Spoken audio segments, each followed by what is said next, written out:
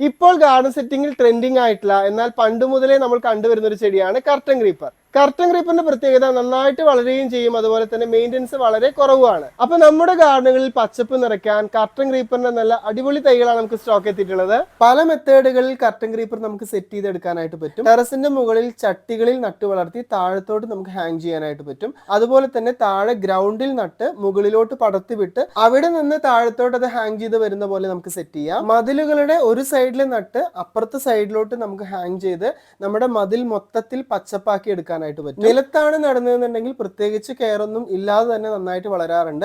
എന്നിരുന്നാലും 2 മാസമൊക്കെ കൂടുമ്പോൾ ചാണകപ്പൊടിയോ കമ്പോസ്റ്റോ ഒക്കെ ഇട്ട് കൊടുത്താൽ കൂടുതൽ പച്ചപ്പിൽ നമുക്ക് വളർന്നു കിട്ടും. ഇനി ചട്ടികളിലാണ് വളർത്തുന്നതെന്നുണ്ടെങ്കിൽ ഉറപ്പായിട്ടും മാസത്തിൽ ഒരിക്കൽ നല്ലൊരു കമ്പോസ്റ്റോ അല്ലെങ്കിൽ ചാണകപ്പൊടി ഇട്ട് കൊടുക്കുക. എന്നാൽ മാത്രമാണ് നല്ല രീതിയിൽ വളരുകയും നല്ല പച്ചപ്പിൽ നിൽക്കുകയും ചെയ്യുള്ളൂ. വളരുന്നതിനനുസരിച്ച് നമുക്ക് വേണ്ട ഷേപ്പിൽ ഇതിനെ കട്ട് ചെയ്ത് നിർത്താനായിട്ട് പറ്റും. പ്രത്യേകിച്ച് യാതൊരുവിധ കീടശല്യങ്ങളും ഈ ഒരു ചെടിയിൽ കാണാറില്ല. അപ്പൊ അതുകൊണ്ട് തന്നെ നമുക്ക് കീടനാശിനികളൊന്നും അടിക്കാതെ തന്നെ നല്ല രീതിയിൽ വളരെയും നല്ല പച്ചപ്പ് നമ്മുടെ ഗാർഡനിൽ കിട്ടുകയും ചെയ്യും. അപ്പൊ ഇതുപോലെയുള്ള ഒരുപാട് വെറൈറ്റി ക്രീപ്പർ പ്ലാന്റ്സും ഇൻഡോർ ഔട്ട്ഡോർ പ്ലാന്റ്സും പ്ലാന്റ്സിന് വേണ്ട ഫെർട്ടിലൈസേഴ്സും മെഡിസിൻസും എല്ലാം തന്നെ നമ്മുടെ വെബ്സൈറ്റിൽ അവൈലബിൾ ആണ്. ആവശ്യമുള്ളവർക്ക് നമ്മുടെ വെബ്സൈറ്റ് വഴി ഓൺലൈൻ ആയിട്ടോ അല്ലാതെ ഡയറക്റ്റ് നഴ്സറിയിൽ വന്നോ ചെടികൾ വാങ്ങാം. അപ്പൊ അടുത്തൊരു വീഡിയോയിൽ പുതിയ പ്ലാന്റ്സുമായിട്ട് വീണ്ടും കാണാം. Till then take care, by.